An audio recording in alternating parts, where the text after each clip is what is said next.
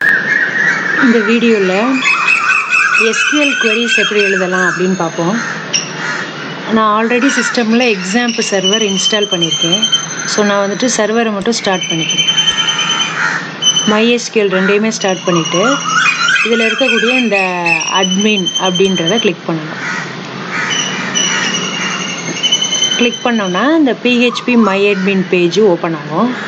பேசிக் queries எப்படி ஒரு டேட்டாபேஸை create பண்ணுறது, எப்படி டேபிள் க்ரியேட் பண்ணுறது, எப்படி டேட்டாவை இன்சர்ட் பண்ணுறது, அப்டேட் பண்ணுறது, டெலீட் பண்ணுறதுன்ற மாதிரியான பேசிக் queries மட்டும் இந்த வீடியோவில் பார்க்கலாம்.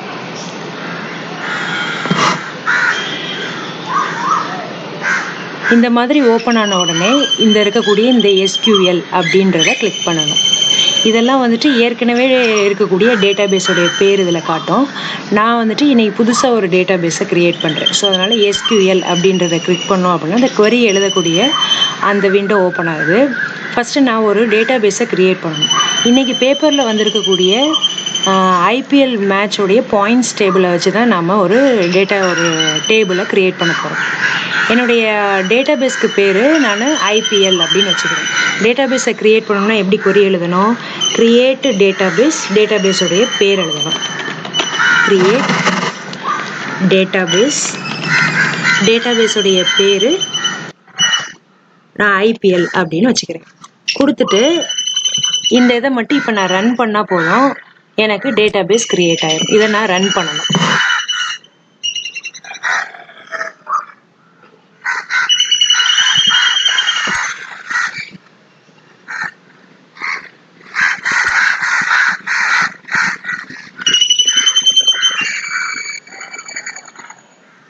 இந்த இருக்கு கோ அப்படின்றத கிளிக் பண்ணோம் அப்படின்னா ரன் ஆயிடும். இப்போ MySQL டிக் விழுந்துருச்சா, ரன் ஆயிடுச்சு. இதில் பார்த்தோம் அப்படின்னா எங்கே நாம் கிரியேட் பண்ண டேட்டாபேஸ் பேர் IPL இந்த இருக்கு. இதில் கீழே காமிக்குது நோ டேட்டாபேஸ் செலக்டட். இப்போ நம்ம டேபிள் கிரியேட் பண்ணணும் அப்படின்னா நம்ம எந்த டேட்டாபேஸ் வேணுமோ அந்த டேட்டாபேஸை செலக்ட் பண்ணிக்கணும். மேலே பார்த்தாலே தெரியும் எந்த டேட்டாபேஸ்னு இங்கேயே காட்டும் IPL அப்படின்னு. இப்போ நான் ஒரு டேபிளை கிரியேட் பண்ணணும், அதுக்கு நான் query எழுத போகிறேன். டேபிள் கிரியேட் பண்ணுறதுக்கு என்ன query அப்படின்னா கிரியேட் டேபிளுடைய பேரை கொடுக்கணும். நான் டேபிளுக்கு பேர் பாயிண்ட்ஸ் டேபிள்னு வச்சுக்கிறேன். பாயிண்ட்ஸ் டேபிள் அப்படின்னு வச்சுக்கிறேன். டேபிளுடைய ஃபீல்டு பேரெல்லாம் என்ன அப்படின்றத பார்க்கலாம். நான் டைம் சேவ் பண்ணுறதுக்காக வந்துட்டு ஆல்ரெடி ரெடி பண்ணி வச்சுருக்கேன். இந்த டேபிள் தான் நான் இப்போ க்ரியேட் பண்ண போகிறேன். டீமோடைய பேர், மேட்ச்சு, எத்தனை வின் பண்ணியிருக்காங்க, எத்தனை லாஸ் அப்படின்றது தான் இப்போ க்ரியேட் பண்ணணும். இப்போ நான் என்னுடைய அந்த PHP பேஜ் ஓப்பன் பண்ணிக்கிட்டேன். க்ரியேட் டேபிளுடைய டேபிள் பேர் நம்ம டீம்னு ஃபஸ்ட்டு உள்ள காலம் வந்துட்டு டீம். அதோடைய டேட்டா டைப் அதில் எல்லாமே ஸ்ட்ரிங்கு தான் வரப்போகுது. ஸோ அதனால் நான் வேர் கேராக ஒரு 50 கேரக்டர் வச்சுக்கிறேன். நெக்ஸ்ட்டு மேட்ச் எத்தனை மேட்ச்ன்றதை எடுக்கணும். ஸோ அப்போ மேட்ச் அப்படின்றது என்னுடைய ஃபீல்டு பேராக வச்சுக்கிறேன். இதில் எல்லாமே நம்பர்ஸ் தான் வரப்போகுது. ஸோ அதனால் இன்டீஜர் அப்படின்னு வச்சுக்கிறேன். நெக்ஸ்ட்டு மேட்ச்க்கு அப்புறம் வின்னு, அதுவும் நம்பர்ஸ் தான் சேவ் பண்ண போகிறோம், எத்தனை மேட்ச் வின்னு அப்படின்னு சொல்லி. அதனால வின்னோடைய டேட்டா டைப்பு இன்டீஜர். நெக்ஸ்ட்டு எத்தனை லூஸ் பண்ணியிருக்காங்க அப்படின்ட்டு. ஸோ லாஸில் வந்துட்டு அதுவும் நம்பர்ஸ் தான், அதனால டேட்டா டைப்பு இன்டீஜர்னு வச்சுக்கேன். இப்போ இந்த query-யை நான் எழுதிட்டு எக்ஸிக்யூட் பண்ணுறேன். கீழே என்ன காட்டுது? Points table you have an error, check A manual. என்ன எரர்னு பார்க்கலாம். கிரியேட் டேபிளுடைய பேர்,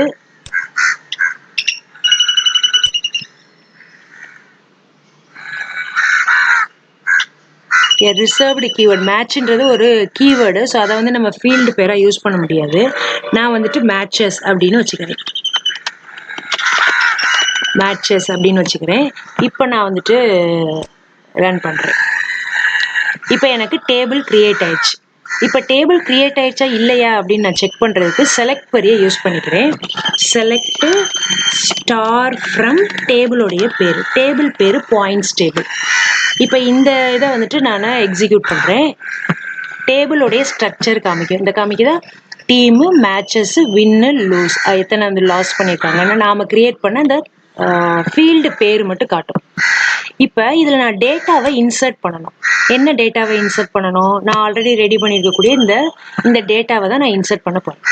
ஃபஸ்ட்டு எனக்கு என்ன வரணும்? டீமோடைய பேர் RR, மேட்ச் எத்தனை வின்னு எத்தனை லாஸ்ன்னு எனக்கு இன்சர்ட் பண்ணணும் டேட்டாவை.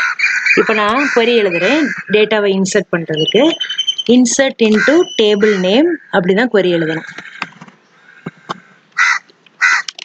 இன்சர்ட் இன்டு டேபிளோடைய பேர், insert into table name values அப்படின்னு கொடுத்துக்கோங்க. நம்ம ஃபீல்டோடைய ஆர்டரில் கொடுக்கணும். ஃபஸ்ட்டு என்னது, ஃபஸ்ட்டு ஃபீல்டு டீம் பேரா, ஸோ அது ஒரு ஸ்ட்ரிங்குன்றதுனால கோட் ஸ்கூல் எழுதணும். நான் கோட் ஸ்கூலில் எழுதுறேன். கமா அடுத்து மேட்சஸ். நெக்ஸ்ட்டு நம்ம வின் அப்படின்னு காலம் வச்சுருக்கோம், அந்த காலமில் எழுதுகிறோம். அடுத்து எத்தனை லாஸ் பண்ணியிருக்காங்கன்றதை எழுதணும். எழுதிட்டு இப்போ ரன் மட்டும் பண்ணால் போதும். கோன்னு கொடுத்தா எக்ஸிக்யூட் ஆகும். இப்போ ஒன் ரோ இன்சர்ட்டட்னு வருது. இன்சர்ட் ஆகிடுச்சா இல்லையான்னு நம்ம பார்க்கணும். ஸோ அதுக்காக நம்ம என்ன query யூஸ் பண்ணுறோம், செலக்ட் query யூஸ் பண்ணுறோம். செலக்ட் ஸ்டார் ஃப்ரம் டேபிளோடைய பேர் கொடுத்துட்டு கீழே பார்த்தா தெரியும் இந்த இன்சர்ட் ஆயிடுச்ச data RR 9 match 8 1. Next team என்ன டீம் நான் இன்சர்ட் பண்ணணும் அப்படின்னா KKR வரிசையாக அதே மாதிரி KKR 9 மேட்ச் 6 வின்னு 3 லாஸ்ன்றதை நான் இன்சர்ட் பண்ணணும். இப்போ இது வந்து டைம் கன்சியூம் ஆகுன்றக்கா நான் ஆல்ரெடி queries எழுதி வச்சுருக்கேன். அதை அப்படியே நான் வந்துட்டு காப்பி பண்ணி அந்த queryயை இங்கே எழுதிக்கிறேன் டைம் சேவ் பண்ணுறதுக்காக. SQL போயிட்டு இப்போ நான் பேஸ்ட் பண்ணுறேன். நான் மொத்தமாகவே வந்து என்ன செய்ய போகிறேன், இந்த 4 டேட்டாவையும் 4 ரெக்கார்டையும் ஒரே நேரத்தில் இன்சர்ட் பண்ண போகிறேன். ஸோ அப்போ மறக்காமல் என்ன பண்ணிடணும், இப்படி மொத்தமாக நான் வந்துட்டு எழுதுனேன், இப்போயே காட்டுது பாருங்கள் கீழே அன்எக்ஸ்பெக்டட்னு. ஸோ அதனால் மறக்காமல் என்ன பண்ணிடணும், மல்டிபிள் queries-ஐ ஒரே நேரத்தில் நாம் இன்சர்ட் பண்ணுறோம்னா இந்த மாதிரி செமிகோலன் வச்சிடணும். செமிகோலன் வச்சுட்டு இப்போ மொத்தமாக நான் எக்ஸிக்யூட் பண்ணுறேன். ஒரே நேரத்துலையுமே எனக்கு 4 ரோ வந்து இன்சர்ட் ஆகிடும். இப்போ இன்சர்ட் ஆயிடுச்சா இல்லையான்னு நான் செக் பண்ணணும். ஸோ மறுபடியும் நான் போயிட்டு செலக்ட் ஸ்டார் ஃப்ரம் டேபிளோடைய பேரை கொடுக்குறேன். கொடுத்துட்டு எக்ஸிக்யூட் பண்ணி பார்க்குறேன், எல்லாமே இன்சர்ட் ஆயிடுச்சா இல்லையான்னு பார்க்குறேன். இன்சர்ட் ஆயிடுச்சா, ஒன்று தான் நான் வந்துட்டு இன்சர்ட் பண்ணி காமிச்சேன், மிச்சதெல்லாம் டைம் கன்சியூமிங்காக சேவ் பண்ணணுன்ட்டு முன்னாடியே கொடுத்தேன். ஒரே நேரத்தில் இன்சர்ட் ஆயிடுச்சு. இப்போ இதில் வந்துட்டு நான் சில இதை அப்டேட் பண்ணணும்னு நினைக்கிறேன். ஃபார் எக்ஸாம்பிள் இப்போ இங்கே வந்துட்டு ஏதாவது ஒரு ரெக்கார்டில் ஏதாவது ஒரு ஃபீல்டை நான் அப்டேட் பண்ணணும்னு நினைக்கிறேன். சே ஃபார் அன் எக்ஸாம்பிள் இங்கே வந்துட்டு டிசி எடுத்துக்கலாம். இந்த டிசியில் வந்துட்டு இப்போ 6ன்னு இருக்கிற இடத்துல நான் வந்துட்டு 4ன்னு மாற்றணும். அப்படி மாற்றணும் அப்படின்னா என்ன பண்ணணும், அப்டேட் பண்ணணும். என்ன குறை, ஆல்ரெடி இருக்கக்கூடிய ரெக்கார்டை அப்டேட் பண்ணணும். எப்படி query எழுதணும் அப்படின்னா அப்டேட் query, அப்டேட் டேபிளோடைய பேர், டேபிள் பேர் என்னது பாயிண்ட்ஸ் டேபிள், செட் ஸ்பேஸ் விட்டுக்கணும், பாயிண்ட்ஸ் டேபிள் செட். எந்த ஃபீல்டை நான் அப்டேட் பண்ணணும்னு நினைக்கிறேன், அந்த லாஸ் ஃபீல்டை அப்டேட் பண்ணுறேன். இஸ் ஈக்குவல் டு என்னவா அப்டேட் பண்ணணும்னு நினைக்கிறேனோ, என்னவா அப்டேட் பண்ணணும்னு நினைக்கிறேனோ அந்த நம்பரை இங்கே கொடுக்கணும். நான் வந்து இப்போ 4ன்னு அப்டேட் பண்ணணும்னு நினைக்கிறேன். இப்படியே நான் query எக்ஸிக்யூட் பண்ணேன் அப்படின்னா மொத்தமாக அந்த டேபிளில் எத்தனை ரெக்கார்டு இருக்கோ எல்லாருக்குமே அந்த லாஸோடைய ஃபீல்டில் 4ன்னு ஃபில் ஆகிடும்.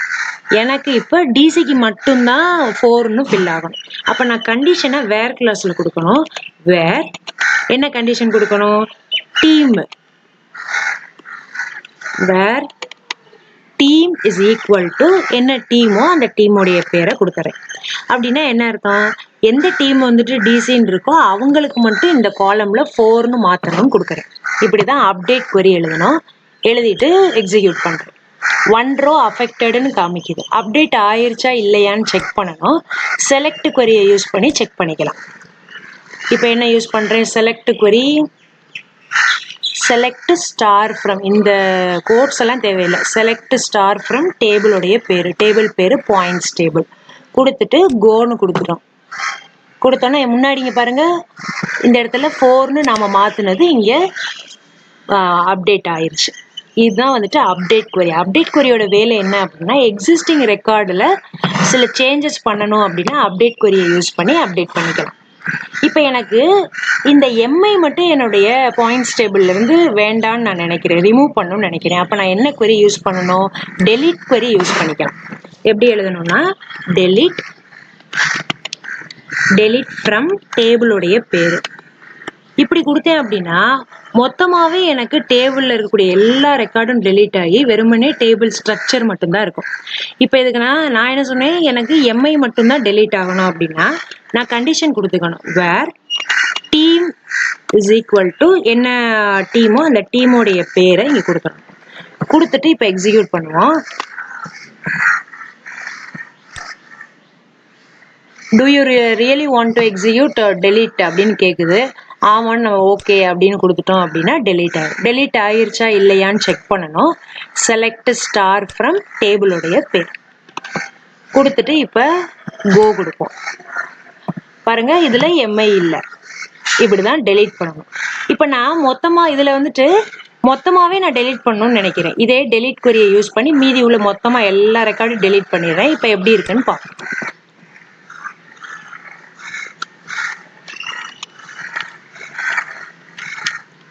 delete from டேபிளுடைய பேரு, டேபிள் பேர் என்னது, பாயிண்ட்ஸ் டேபிள்னு கொடுக்கணும். இப்படின்னா என்ன ஆகும், டேபிள்ல உள்ள எல்லா ரெக்கார்டுமே டெலீட் ஆயிடும். இங்க நான் கோன்னு கொடுக்குறேன். ஒரு மெசேஜ் கேட்குது, நிஜமாவே do you really want to executeன்னு ஓகேன்னு கொடுக்குறேன். கொடுத்தா 4 rows affectedன்னு வந்துடும். இப்போ வந்து டெலீட் ஆயிடுச்சா இல்லையான்றதை செக் பண்ணுவோம். செலக்ட் query யூஸ் பண்ணி செலக்ட் ஸ்டார் ஃப்ரம் டேபிளுடைய பேரு. இப்போ பார்த்தா நாம முத எப்படி வந்துட்டு டேபிளை கிரியேட் பண்ணோமோ அந்த மாதிரி டேபிள் ஸ்ட்ரக்சர் மட்டும்தான் இருக்கு, உள்ள இருக்கக்கூடிய எந்த ரெக்கார்டும் இல்லை, எல்லாத்தையும் டெலீட் பண்ணிட்டோம். இப்போ எனக்கு இந்த டேபிளே வேண்டான்னு நான் நினைக்கிறேன். ஸோ நான் ட்ராப் query யூஸ் பண்ணி இந்த டேபிளை ரிமூவ் பண்ணிக்கிறேன். இப்போ டேபிள் ஸ்ட்ரக்சர் இருக்கு, நான் ட்ராப் query யூஸ் பண்ணேன்னா அந்த டேபிள் போயிடும். ட்ராப் டேபிள், டேபிளுடைய பேரை கொடுக்கணும். டேபிள் பேர் என்ன, பாயிண்ட்ஸ் டேபிள். அவ்வளோ கொடுத்துட்டு இந்த இதை எக்ஸிக்யூட் பண்ணுவோம்.